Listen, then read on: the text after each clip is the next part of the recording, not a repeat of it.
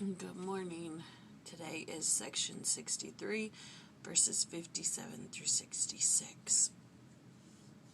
It's the last of the section, and the main point is don't take the Lord's name in vain. And that's kind of what the supplementary focuses on. There's a quote by James E. Talmage, and it's a whole page long, so I'm not going to read the whole thing. But he says, by way of summary, 1. We may take the name of God in vain by profane speech. 2. We take it in vain when we swear falsely, not being true to our oaths and promises. 3. We take it in vain in a blasphemous sense when we presume to speak in that name without authority. 4. We take his name in vain whenever we willfully do aught that is in defiance of his commandments, since we have taken his name upon ourselves. And so he's just saying here that you can take the name of the Lord in vain a few ways.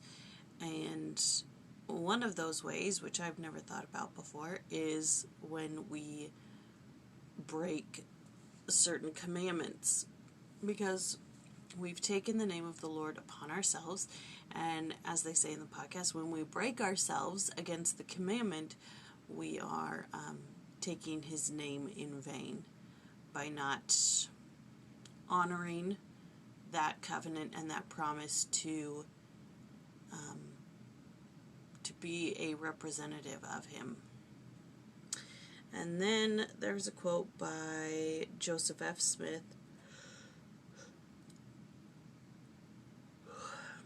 which says, sometimes good-hearted people are in the habit of joking a good deal about sacred things, and there is scarcely anything that is held by them too sacred to speak lightly of in some form. They do this in the presence of their children, and their children take advantage of it. And while they go but an inch, so to speak, their children go the full length. They see that their parents do not hold sacred things which are sacred. They joke about them and speak lightly of them in the presence of their children. The children grow up to feel that even their parents do not hold sacred those things that they call sacred. The parents joke about these things and speak lightly of them, and the children take advantage of it.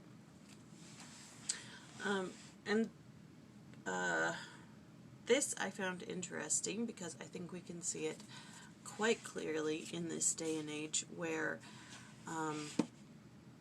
the children, the next generation, is going the full length. There may be some things that the people of the previous generation they took lightly too many things, and now the rising generation is going the full length. And it's just a little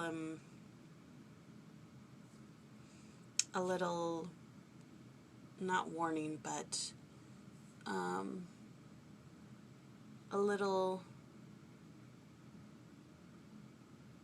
what am I trying to say? A little something to think about how you act and behave in front of your children.